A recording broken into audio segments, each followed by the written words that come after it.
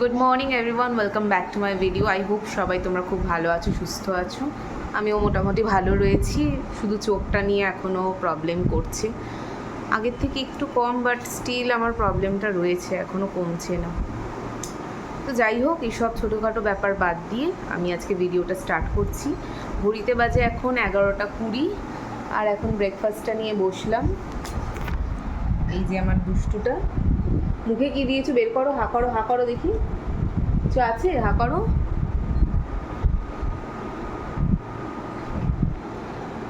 একদম দুষ্টু দুষ্টু।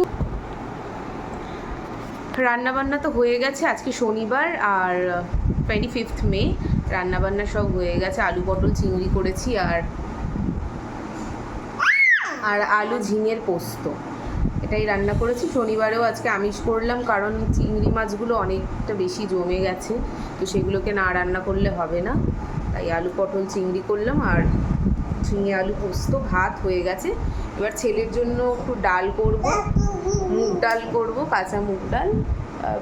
অন্যান্য দিনগুলো তো মুসুর ডালটাই বেশি খায়, তো একটু মুগ ডাল করে দেবো, ব্যাস, তাহলে রান্নাবান্নার কাজ শেষ।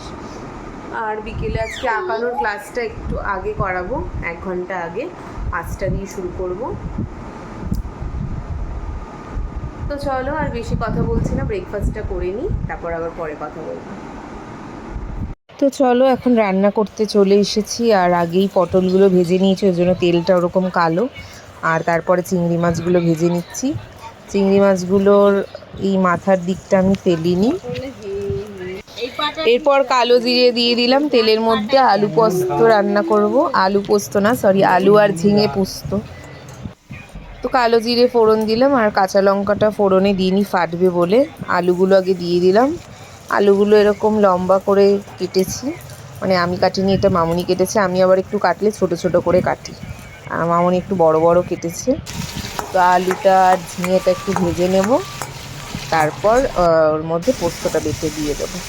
আর এইদিকে চিংড়ি মাছটা ভাজা হয়ে গেছে, তেলের মধ্যে একটুখানি জিরে ফোড়ন দিয়ে পেঁয়াজ কুচি দিয়ে দিলাম। পেঁয়াজ কুচিটার সাথে ভাজতে ভাজতে ওর মধ্যে আলুগুলো দিয়ে দেব। আলু আর পেঁয়াজটা একসাথে ভেজে নেব। আলুগুলোও বড় বড় করে অনেকটা কাটা, আর একটু ছোট কাটা থাকলে ভালো হতো।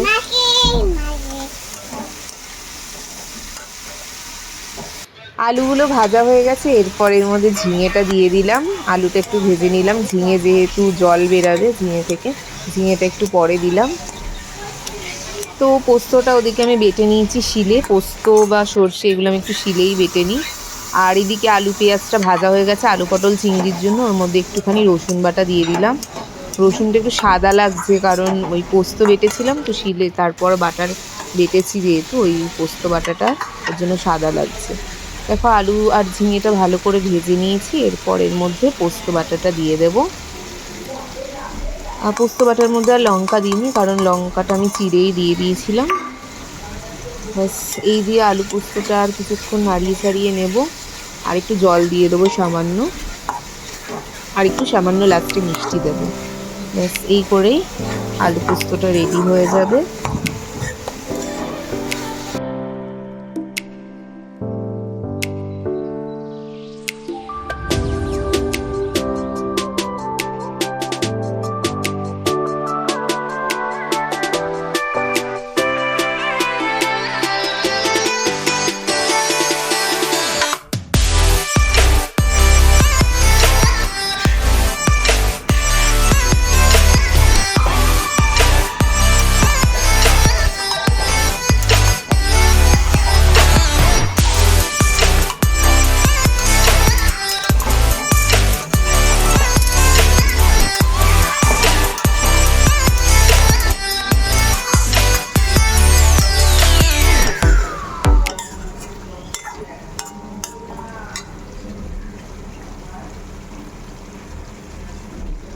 রান্নাবান্না সেরে এখন একটু ঘরে বসলাম, আর ছেলে এখানে দুষ্টুমি করছে, আর মামনি ওদিকে ব্রেকফাস্ট বানাচ্ছে। ততক্ষণ আমি ছেলেকে রাখি আর কি, প্রতিদিনই এটা আমার রান্না হয়ে যাওয়ার পর মামনি সকালের ব্রেকফাস্ট বানায়, তখন আমি ওর কাছে ওকে নিয়ে বসে থাকি।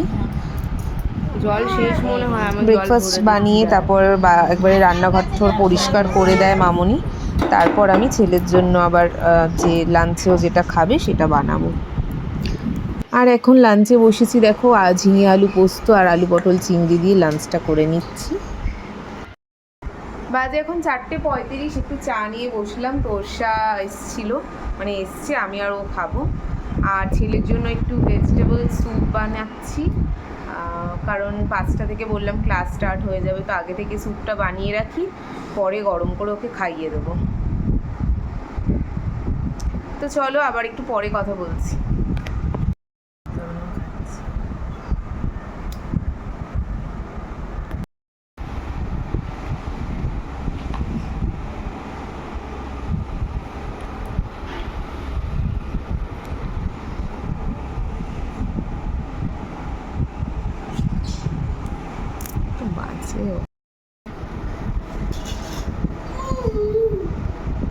বাবা আগে অরেঞ্জটা রাখো, অরেঞ্জটা রাখো।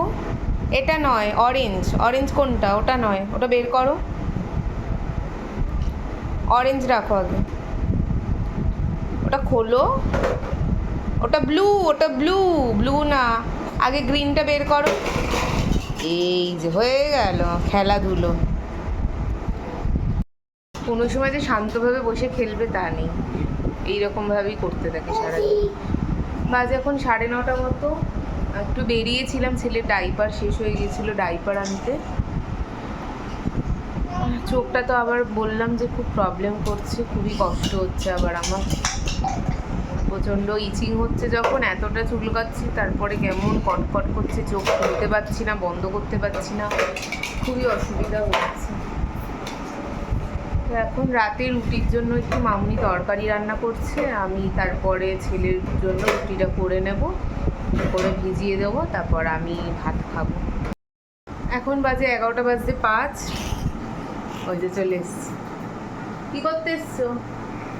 কী করছি এটা? আমি কি করছি? বেদাও, আমি চোখটা তাকাতেও পাচ্ছি না। আজকে মানে আমাদের এখানে কলকাতায় কি গরম পড়েছে, মানে এক এক জায়গায় শুনেছি যে বৃষ্টি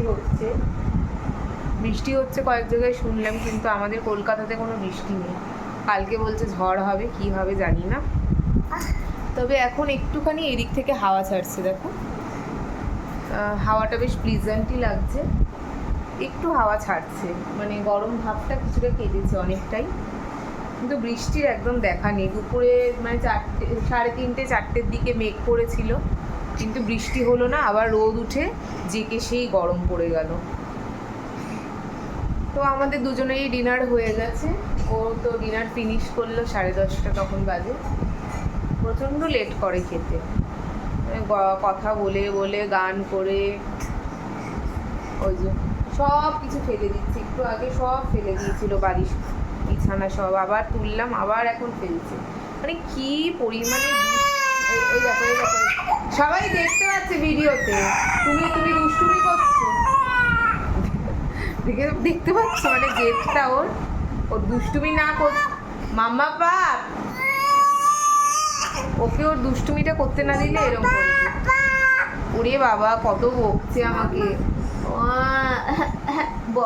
বকছি জোনাটা, অনেক বকে আমার।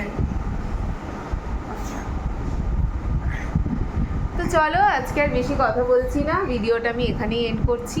আই হোপ ব্লগটা দেখতে তোমাদের খুব ভালো লাগবে, আর ভালো লাগলে অবশ্যই লাইক কমেন্ট অ্যান্ড শেয়ার করে দেবে, আর চ্যানেলটাকে সাবস্ক্রাইব করতে একদম ভুলবে না।